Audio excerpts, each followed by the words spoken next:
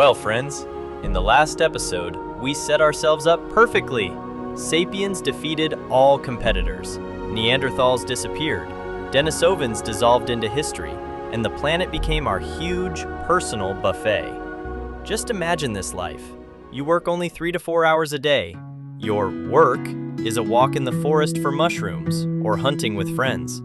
All the rest of the time, you chat, babysit children, sculpt figures from clay, and sleep. You know every bush in the forest, every path. You are a walking encyclopedia of nature. Your menu is richer than in a modern Michelin-starred restaurant. Dozens of types of berries, roots, antelope meat, fish, nuts. Your body receives all the vitamins in the world. You are tall, slender, and, if a lion doesn't eat you, surprisingly healthy.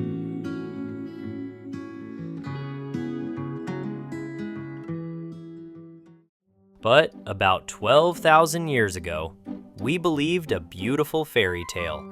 The climate warmed up. In the Middle East, endless golden fields of wild wheat began to sway. We looked at them and thought, listen, why run around the forest for food and risk our lives? Let's just settle here, next to the food. We'll build a house, and food will grow right at our doorstep. Sounds like a genius startup, right? Minimum effort, maximum result. We thought that we tamed the wheat. We thought that we were the masters of the situation. But it seems this was the longest and trickiest scam in history. The wheat outsmarted us. Let's face the truth. Wheat is quite a character. This isn't your low-maintenance plantain. This is a real, capricious princess of the plant world, who demands round-the-clock attention. First she declared, "I don't like stones." And our ancestors, grunting, began hauling heavy boulders, clearing the fields. Then she said, "I want to drink." And we started digging canals and hauling buckets under the scorching sun until our arms fell off. Then she capriciously added, "The neighbors are choking me." And we spent hours crawling on our knees, pulling out weeds, rubbing our skin raw. And then came the bugs, the rabbits, and the locusts. And man had to become a security guard, standing watch by the field for days on end.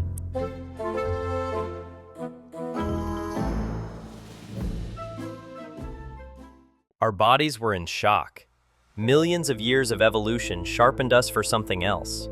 We were created to climb trees, run sprints after a gazelle, and throw spears. Our skeleton was not designed to stand in the shape of the letter L for 12 hours a day. Archaeologists who dig up the skeletons of the first farmers see a terrible picture. Twisted spines, hernias, worn-out kneecaps, neck arthritis. Women suffered the most. You know why? Because grain isn't enough to just grow. It needs to be turned into flour.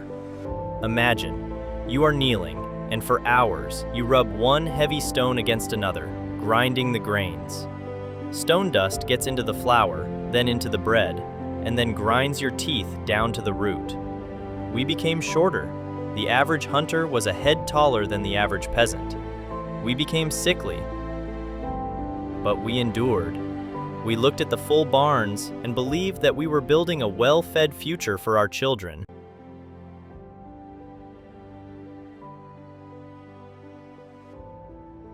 You might ask, were our ancestors really stupid? If your back hurts and your teeth are falling out, why not drop the hoe and go back to the forest? Why not say, you know what, guys? This experiment failed. I'm going for mushrooms. Because the trap of comfort slammed shut. You can't run around the forest with 10 children, but in a warm house? Please, go ahead. There became many of us, very many. Tight quarters, but no complaints. And when we looked back, we realized there is no way back. The forest simply could not feed such a crowd. We burned the bridges and stayed to live in the villages. We exchanged a fun but dangerous freedom for hard but stable work. Oh, if only someone knew back then what this would turn into.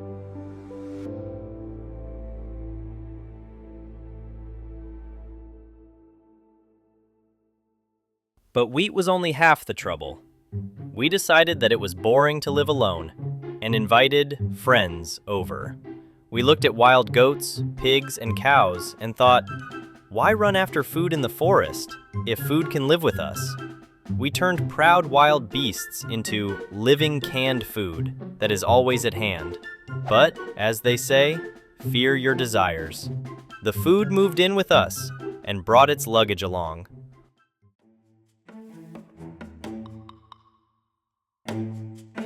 Welcome to the first communal apartment in history. Imagine a typical Neolithic loft. It is one room without windows. In the middle, a hearth is smoking.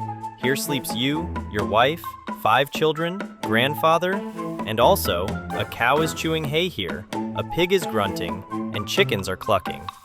The concept of personal space simply did not exist.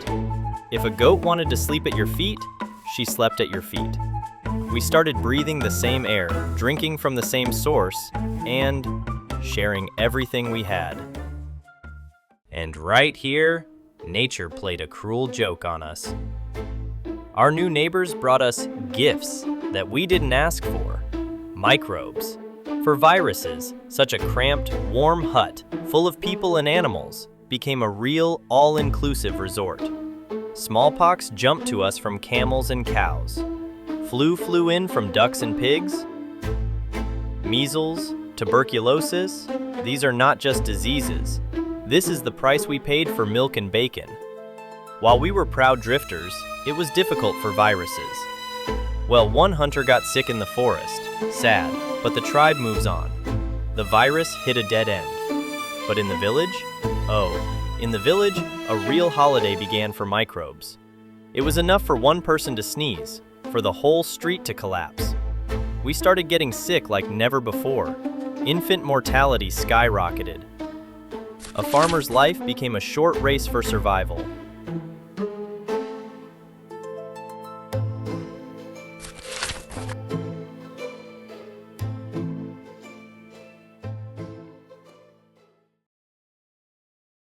But do you know why we didn't go extinct? Because our superpower worked. Farmers died more often than hunters, but they also gave birth twice as fast. It was a crazy biological race. Diseases mowed us down in rows, and we restored the rows even faster. We became weaker individually, but as a species, we became simply indestructible.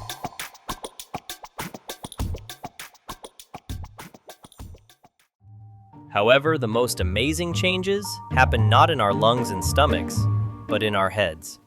The agrarian revolution changed the very psychology of man. A word appeared that hunters did not know and did not understand. The word, mine. A hunter has no property. His assets are what he can carry in his hands. A spear, a skin, beads. What is the point of hoarding food if it rots in 2 days? Therefore, hunters shared easily. Today I got lucky, I will feed you. Tomorrow you get lucky, you will feed me. This was the best insurance. But for a farmer, everything is different. He has a house, which you can't carry away, a field, which you can't hide, and a barn with grain for a rainy day. And this barn became the center of the universe. Man began to tremble over his goods. This is mine grain. I broke my back over it all summer. Don't you dare touch it. And where there is accumulated wealth, there always appear those who want to take it away. Before, clashes between people were like a fight in a bar, made some noise and went home. Now, a real war began. Villages started building walls. First, a wattle fence against boars, then a palisade against thieves, then impregnable stone walls against armies of invaders. Look at Jericho, some of the first walls in history. They were not built against nature, they were built against people. We learned to fear our own kind. And of course, effective managers appeared. In any tribe, there was always the cunning one who said, "Guys, let's do this. You will plow, and I will guard your barn. Well, and take a small commission for myself. Let's say 10%. This is how taxes were born. This is how kings, officials, and the elite were born. For the first time in history, humanity divided.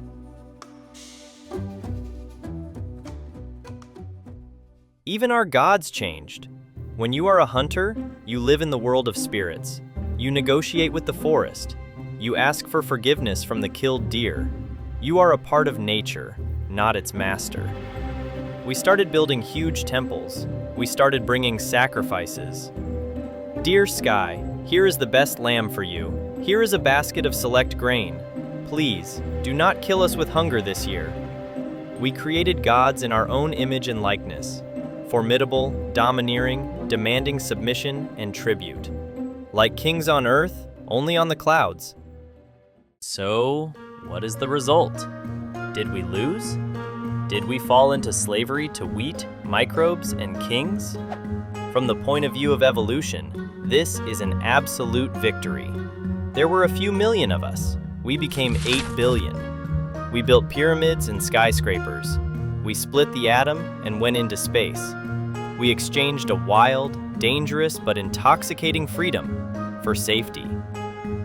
But sometimes, when we go out into nature, look at the sparks of a campfire, inhale the smell of the forest, and see the infinite starry sky overhead, the heart is squeezed by a strange, light longing for those times when this whole huge world was our home and not our property.